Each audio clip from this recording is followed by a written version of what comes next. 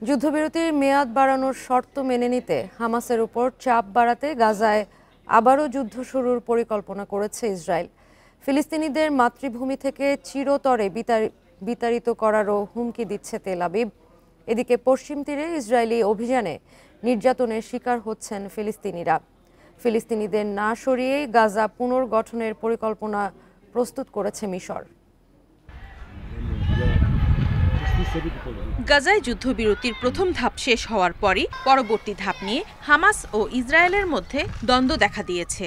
যুদ্ধবিরতির প্রথম ধাপের মেয়াদ বাড়ানোর দাবি জানিয়েছে ইসরায়েল। তা প্রত্যাখ্যান করে যুদ্ধবিরতির দ্বিতীয় ধাপ শুরু করতে চায় হামাস। এই ধাপে সব জিম্মিকে মুক্তি দেয়া এবং গাজায় ইসরায়েলের যুদ্ধ বন্ধের কথা ছিল। ফিলিস্তিনিদের দ্বিতীয় নাকবার হুমকি দিচ্ছে ইসরায়েল।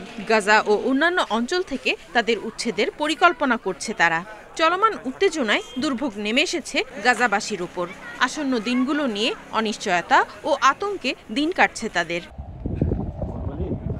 অন্যদিকে পশ্চিম তীরের ফাওয়ার শরণার্থী শিবিরে এক বয়স্ক বুদ্ধি প্রতিবন্ধীকে মারধর আর জেনিন শরণার্থী শিবিরে টিয়ার গ্যাস ছুড়েছে ইসরায়েল। বিষাক্ত ধোঁয়ায় দম বন্ধ হয়ে যাওয়ায় ৩ বছরের এক শিশুকে হাসপাতালে ভর্তি করেছেন রেড ক্রিসেন্টের কর্মীরা।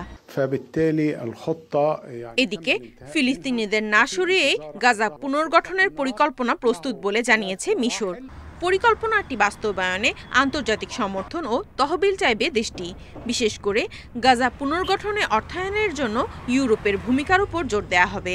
মঙ্গলবার কায়রোতে জরুরি আরব সম্মেলনে পরিকল্পনাটি উত্থাপন করা হবে। সেখানে এটি গৃহীত হলে প্রধান দাতা দেশগুলোর সঙ্গে নিবিড় আলোচনা শুরু করবে মিশর। যুদ্ধবিরতির প্রথম ধাপের মেয়াদ বাড়ানোর জন্য হামাসের উপর সর্বোচ্চ চাপ সৃষ্টিতে গাজায় ত্রাণ প্রবেশ বন্ধের পর এবার উপত্যকাটিতে আবারও যুদ্ধ শুরু ও বিদ্যুৎ সরবরাহ বন্ধের পরিকল্পনা করেছে ইসরায়েল। এদিকে গাজায় যুদ্ধবিরতির মেয়াদ বাড়ানোর শর্তে ইসরায়েলকে সমর্থন দিয়েছে যুক্তরাষ্ট্র। তবে যুদ্ধবিরতির দ্বিতীয় ধাপ শুরুর দাবি জানিয়েছেন জিম্মিদের পরিবার। রোববার তেল আবিব ও জেরুজালেমে নেতানিয়াহুর বাড়ির সামনে জড়ো হয়ে বিক্ষোভ করে কয়েকশো ইসরায়েলি।